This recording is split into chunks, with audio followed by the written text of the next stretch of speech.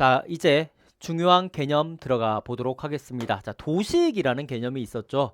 그래서 되게 어려워. 그죠? 스키마라고도 얘기하고 도식이라고도 얘기하고 아까 말씀드렸다시피 쉽게 이해하려고 하면 그냥 내가 알고 있는 지식이다라고 생각을 하면 됩니다. 내가 세상을 살아가기 위해선 지식이 있어야 돼요. 예를 들어서 내가 물잔 하나를 먹기 위해서도 지식이 있어야 되는 건 뭐냐면 내가 그러니까 행동도 지식으로 보는 거예요. 그러니까 행동 지식, 상징 지식, 조작 지식 이렇게 생각하시면 돼요. 무슨 말이냐면 내가 뭔가를 먹으려고 하면 빨아야 되죠. 뭔가를 빨아야 되는데 빠는 것도 지식이라는 거예요. 행동적인 지식이라고 하는 것들이지. 그럼 내가 세상에 살기 위해서는 물을 먹기 위해서는 눈으로 저 컵이 물이 있다라는 것들을 발견하고 나서 손을 뻗고 그리고 눈과 손의 협응을 통해서 이걸 잡아야 돼요. 잡기라는 행동 도식이 있어야 되고 그 잡은 거를 내 입에다가 이렇게 꼴깍꼴깍 이렇게 해야 내가 세상 환경에 적응해서 살아갈 수가 있는 거예요. 환경에 적응하기 위해서 이렇게 지식. 그래서 처음에 태어났을 땐 이렇게 행동적인 지식들을 많이 얻죠. 뭐 빠는 거, 움직이는 거, 만지는 거, 잡는 거, 땡기는 거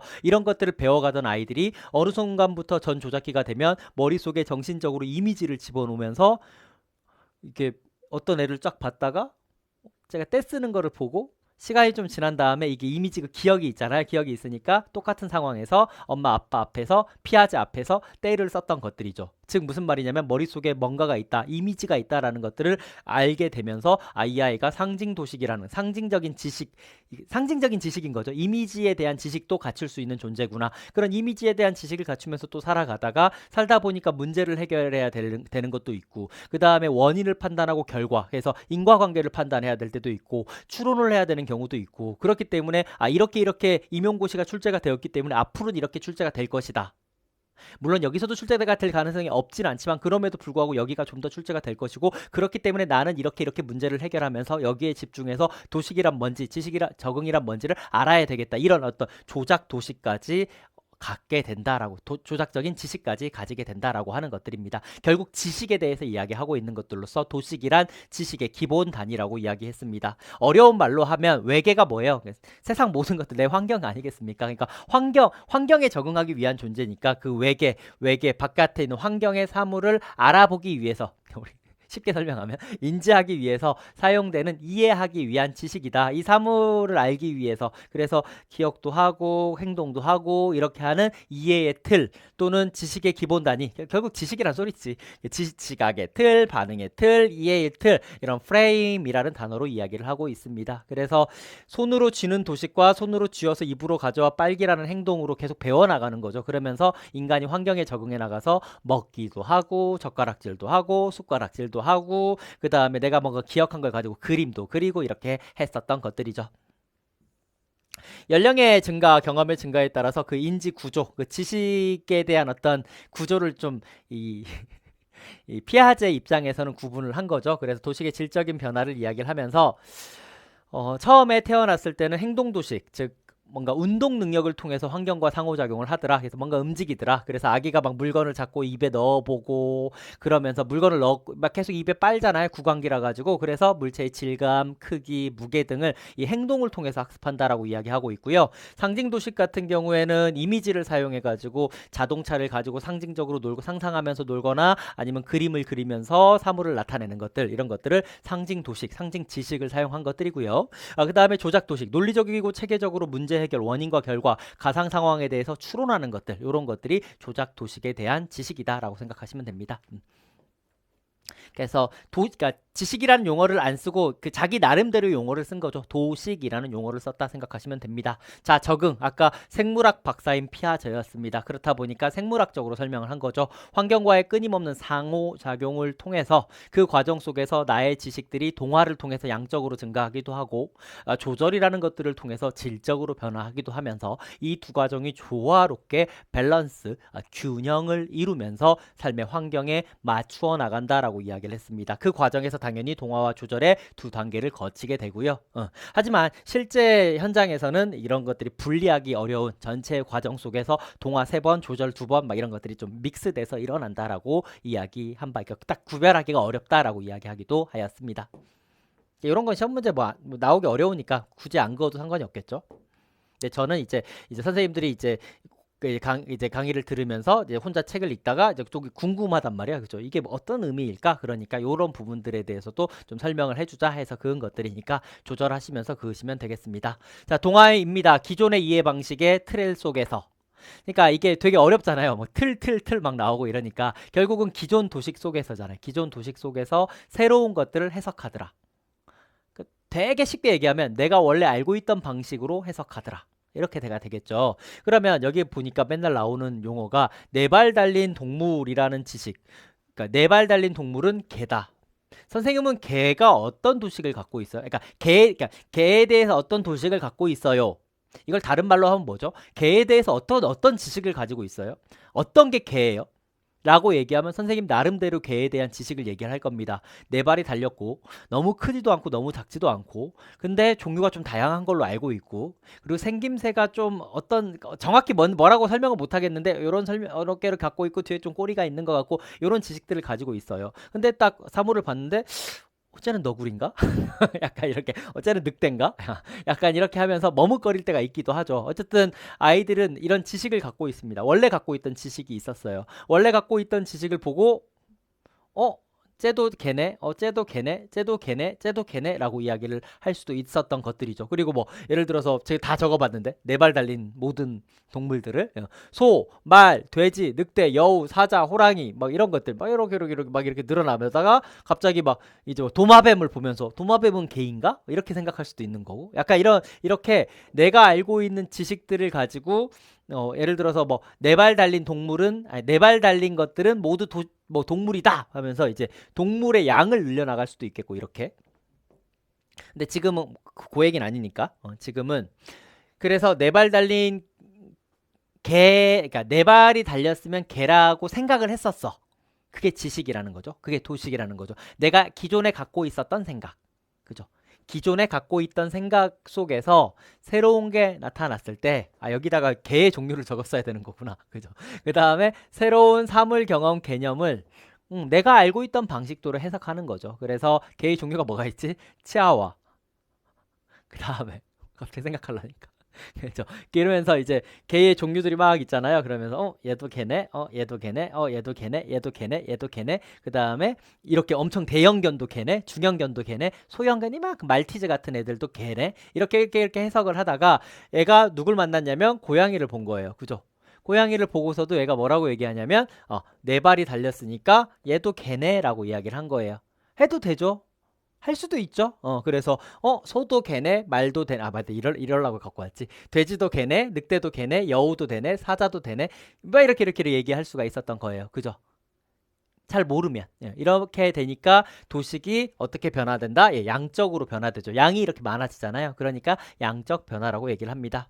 그다음 밑에 와서 승용차를 보고 자동차 도식을 형성해. 승용차를 보면 세단을 보면서 와 이게 자동차구나 라고 하는 지식을 얻은 아이들은 이걸 가지고 지나가면서 승용차도 차로구나. 해치백, SUV, 트럭, 밴, 쿠페, 컨버터블, 외건, 스포츠카, 하이브리드, 전기차 다 차로구나 라고 하는 것들을 알면서 양적으로 이런 것들을 늘려나갈 수가 있겠죠. 버스, 승합차, 화물차 이렇게 하면서 그렇기 때문에 동화는 양적인 변화라고 이야기합니다. 내가 알고 있는 것들을 그대로 적용을 해서 양적으로 지식을 늘려나가는 것들이라고 하겠죠.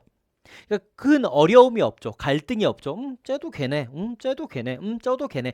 쟤도 차네. 쟤도 차네. 쟤도 차네라고 이야기를 하는 것들이니까요. 그래서 놀이 또한 현재 그냥 내가 알고 있는 수준에서 도식 수준을 제가 계속 알고 있는 지식 이렇게 좀 쉬운 말로 설명을 하고 있는 거예요. 현재 도식 수준에서 이미 알고 있으면 그걸 하면 되는데 혹시 이게 도식이라는 단어가 낯선 사람들한테 내가 알고 있는 수준에서 이렇게 하니까 그죠. 놀이라고 하는 것들은 유아가 알고 있는 수준에서 재미있게 노는 거잖아요. 여기에서 뭔가 내가 새로운 것들을 알아나가려고 할 수는 있지만 피아제 입장에서는 아니다. 그냥 재미있게 논다라고 봤기 때문에 놀이는 동화다라고 얘기를 한 거고요. 모방, 누군가를 따라하려고 하는 이유는 뭐냐면 보세요. 내가 잘 알고 있는 거예요.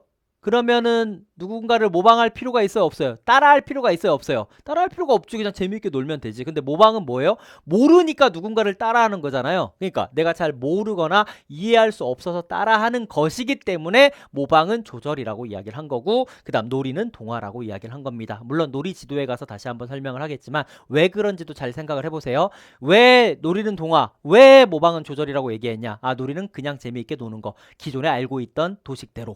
근데 모방이라고 하는 것들은 유아가 잘 모르는 내용이고 이해하지 못하는 내용이고 그래서 따라하는 것이기 때문에 조절이다라고 얘기하는 것들이다라고 하는 겁니다. 그 다음, 그래서 이제 별다른 뭐 갈등 없이 그냥 베개 아기로구나, 지렁이 뱀이로구나, 쇠집게 붙었으니까 동정도 붙겠구나, 약간 내가 알고 있던 것들을 그냥 근거로 해서 뭐 특별한 갈등, 충돌 없이 내가 알고 있던 내가 이랬으니까 너도 이러겠지, 너도 이러겠지, 너도 이러겠지, 이런 어떤 양적인 변화를 동화라고 이야기합니다. 다시 한번, 기존의 이해 방식의 틀, 내가 알고 있던 방식대로 새로운 것도 해석하는 거, 내가 알고 있던 방식을 새로운 것에도 적용하는 거.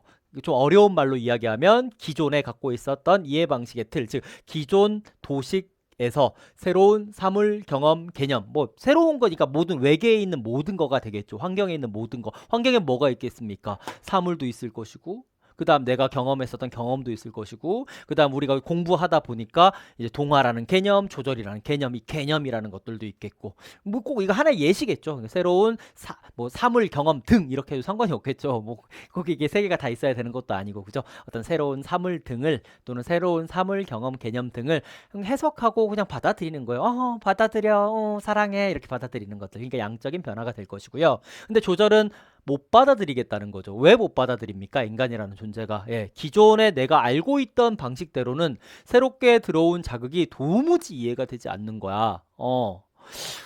나는 개라고 하는, 내가 개라고 생각했던 거는 분명 멍멍 짖는 게 개라고 알고 있었어. 그런데 고양이라고 하는 애는 얘를 보니까 얘가 멍멍이라고 안 짖고 자꾸 야옹야옹 막 거려. 그럼 얘는 개가 아니지 않나라고 생각이 든 거예요. 그럼 내가 원래 알고 있었던, 그냥 네 발만 달리면 개다라고 했었던 방식에 있었던 자신의 지식 구조를, 그 지식 구조가 뭡니까? 도식을 내가 알고 있었던 거를 고쳐야겠죠. 근데 인간이라는 존재는 왜 고칠까? 이거를 본능이라고 불렀습니다. 여기 나오죠? 이렇게 평형화 상태로 옮기는 것들을 이 본능적으로, 그러니까 본능적으로 균형을 유지하려고 하는 본능이 있더라. 그래서 예를 들어서 이거 앞에 있다. 예를 들어 인지적 불평형이 왔을 때 이상하다, 고개를 갸우뚱거리면서 이상하다라고 이렇게 생각을 했을 때, 뭐 다른 동물들은 이상하다, 그런가 보지 뭐, 이렇게 끝나는데 인간이라는 존재는 선천적으로 타고난 존재가, 생득적으로 이게 이미 태어날 때부터 선천적으로 이런 문제가 나오면 문제를 해결하려고 한다는 거죠. 이상하다 그러면 꼭 반드시 이 문제를 해결하기 위해서 어떻게든 이것들을 해석하려고 노력하는 존재다라는 겁니다. 그래서 여기서 나온 말이 뭐냐면, 맨 처음에 얘기했었던, 그죠? 아이들은 스스로 지식을 구성해 나가는 학습자이다 라고 했던 말이 나온 겁니다. 선천적으로 우리는 이렇게 학습하는 존재다, 배움의 기쁨을 느끼는 존재다 라고 하는 것들이죠. 그래서 이상하다 해서 절대 멈추지 않는다는 것들이죠. 그래서 해석이 안 되는데 뭐 상관없지, 뭐 그냥 개라고 하지, 뭐 이렇게가 안 돼, 사람은. 그렇기 때문에 조절이라는 게 일어나게 됩니다. 그래서 이미 알고 있는 것대로 내가 이해가 되지 않으면 여기서 멈추지 않습니다. 인간이라는 존재는 선천적으로 멈추지 않고 그 새로운 자극에 맞추어서 기존에 알고 있던 것들을 바꿉니다. 막 우기면서 아니야, 안 바꿀 거야, 이렇게 하는 게 아니라 꼭 바꿔줍니다. 수정하고 변형해주고, 그렇게 하면서 새로운 새로운 지식을 만들어냅니다.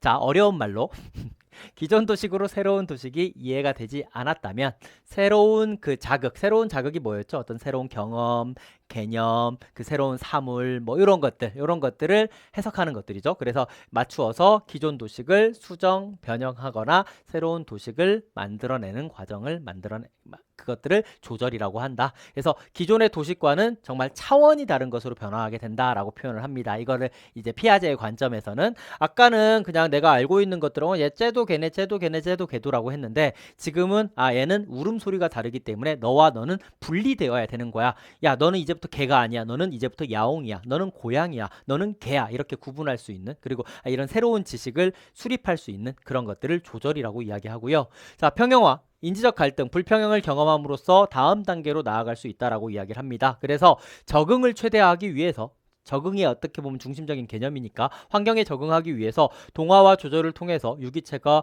환경을 되게 중시 여기고 환경에 적응하는 걸 굉장히 중시 여기잖아요. 이때 균형 상태를 이루면서 도식을 조정해 나가는 것, 그러니까 약간 ing의 개념이죠. 이렇게 해 나가는 그런 과정들, 이런 과정들, 즉 불평형의 상태를 평형 상태로 바꾸어가는 과정, 요 과정, 이 도달하는 어떤 절차, 이런 것들을 평형화라고 이야기를 하게 됩니다. 그래서 처음에는 알 수 없는 불평형 상태를 경험하게 되고 나머지 내가 이런 것들을 알게 되면서부터 이렇구나라고 하면서 평형 상태에 다시 이루게 됩니다. 자, 평형 상태를 추구하는 것, 이것도 평형화라고 이야기합니다. 추구하는 것, 아니면 뭐 바꾸어가는 과정, 뭐 이 정도로 이렇게 암기를 하면 되겠죠. 아니면 요렇게 암기를 하거나. 동화와 조절이라는 것들은 두 가지 발달 기제가 뭐예요? 발달 기제가 하나의 발달 기제는 동화, 두 번째 발달 기제는 조절. 이 둘 간에 균형을 이루려고 하는 자기 규제를 다른 말로 뭐라고 한다고 했죠? 조절이라고 했잖아요. 그러니까 자기 조절을 하는 존재다라고 이야기하고 있습니다. 모든 유기체는 태어나면서부터 선천적으로 이런 경향을 가지고 있대요. 이런 경향.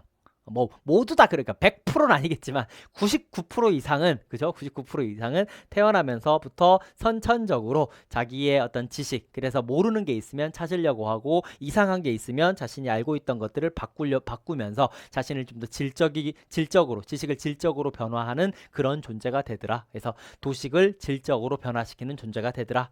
이 평형화 과정을, 그리고 이 평형화 과정을 통해서 환경에 잘 적응해 나가더라라고 했던 것들이죠.